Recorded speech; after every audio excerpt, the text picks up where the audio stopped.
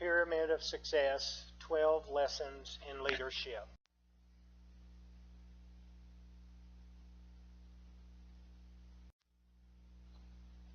Good values attract good people. You are who you hang out with, but you are also who hangs out with you.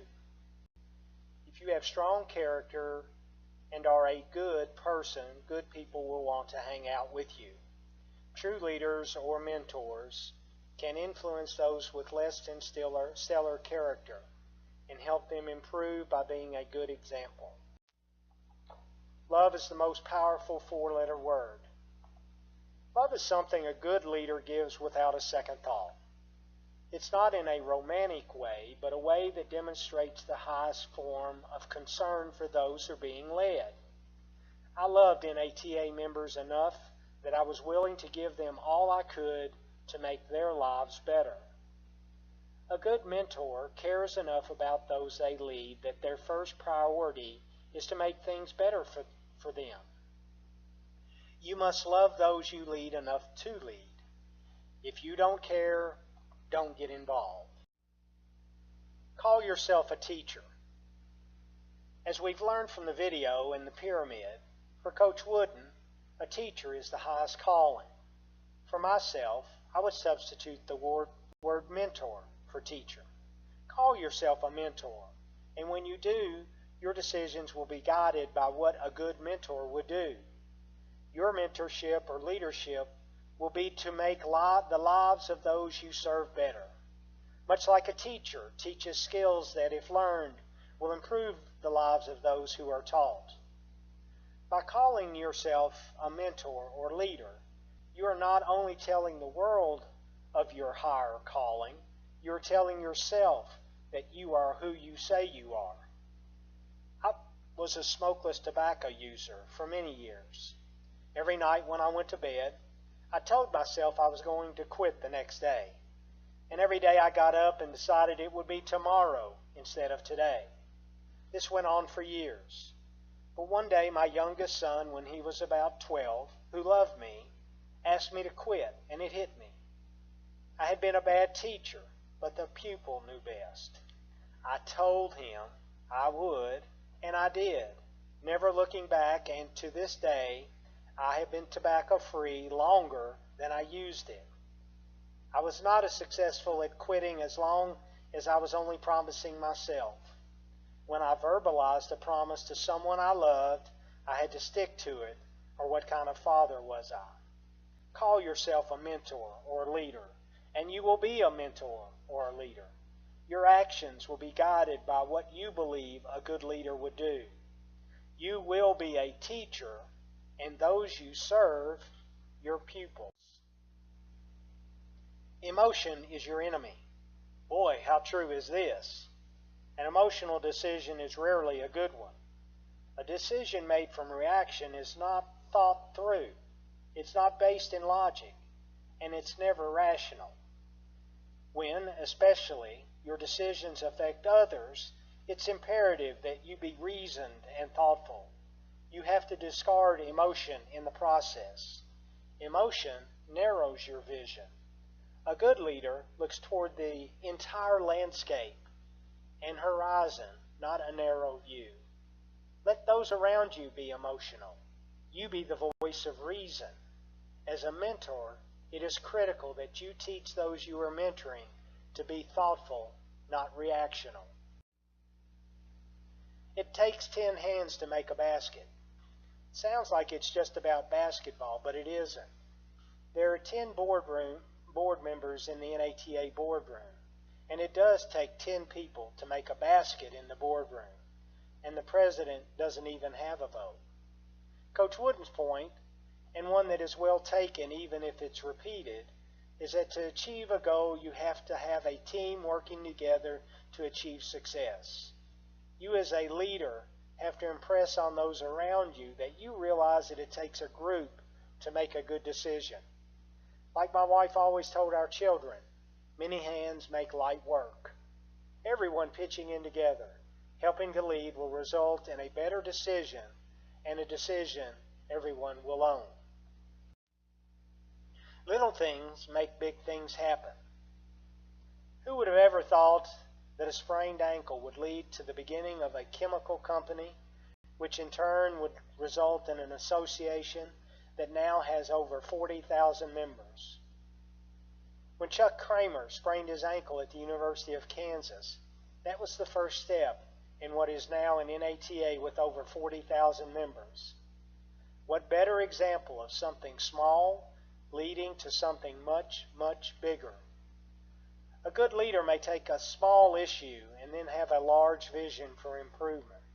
This is the spark that starts the fire. What about the mentors, like the ones I had, who infused into their mentee the leadership bug that resulted in another career filled with service and volunteer leadership?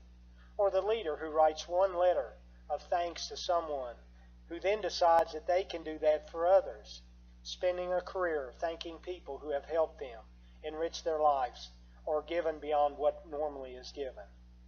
Never think of trying to do the big thing. Think of the little things that advance a cause toward a big thing.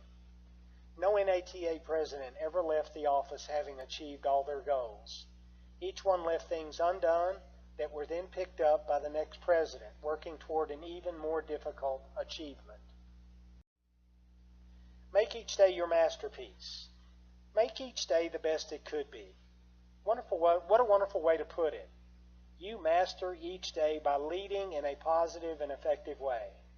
You start each day with a blank canvas and are in control of what it will look like at the end of the day.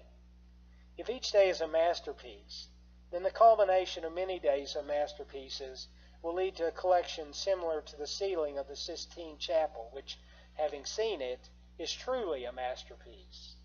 By making each day a masterpiece, you are able to look at small steps toward a goal, but all the while you are moving steadily toward that goal. The carrot is mightier than the stick. Well, you could say you can draw more flies with honey than vinegar, but it's easy to see why this works. All of us perform better if we see a reward at the end of our efforts. Make it easy for those you lead or mentor to see the good things that will come from their efforts. Make good things happen for those you serve. Show them how you got there, and watch as they learn to use the carrot, not the stick. Make greatness attainable by all. We've all heard the 1% versus 99% argument lately. An effective leader makes what the 1% have attainable to the rest of the 99%. If your leadership is guided by benefiting the 1%, you won't have many followers. Make it so your leadership benefits all, not some, or that it benefits the target audience without penalizing others in your group. A good mentor helps people achieve greatness without taking credit for the hand they had in it.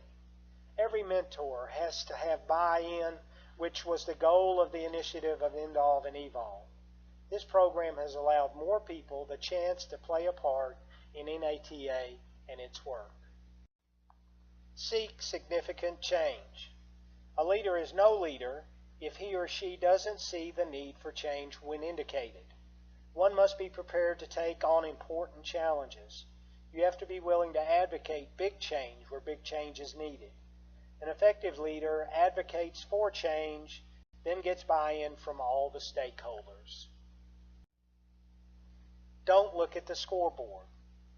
Never catch yourself looking at the scoreboard. It isn't productive. If you're behind, what can you do besides just press on?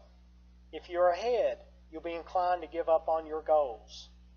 During my last year as president, many people asked me what I thought were the accomplishments made during my term of office. I answered then like I would today. I'm not interested in what was accomplished. History will judge my time as a leader, and good or bad, I won't be able to change a thing. Although I am proud of things that went on, it was never about what I did, but about what all of NATA did. To me, the final score has not, nor will ever be written. We have to keep scoring. Adversity is your asset. As with the pyramid of success, I know Wooden put a great deal of thought into the whole of his masterpiece. Making adversity a part of his last lessons is perfect because adversity can and should be an asset to any good leader or mentor. Through fire, we, like iron, become harder. The best lessons are learned from failures or from adversity. Falling down due to adversity is the easy part. Overcoming it by getting up, turning it into an asset, is the hard part. Through adversity and those who oppose you, you become stronger in your faith and belief in your plan. Turning adversity on its head and making it the last lesson learned. Wooden, in essence, takes us back to the beginning of leadership, teaching us that successful people don't let adversity beat them. They just let it challenge them to become better and overcome it to be a success.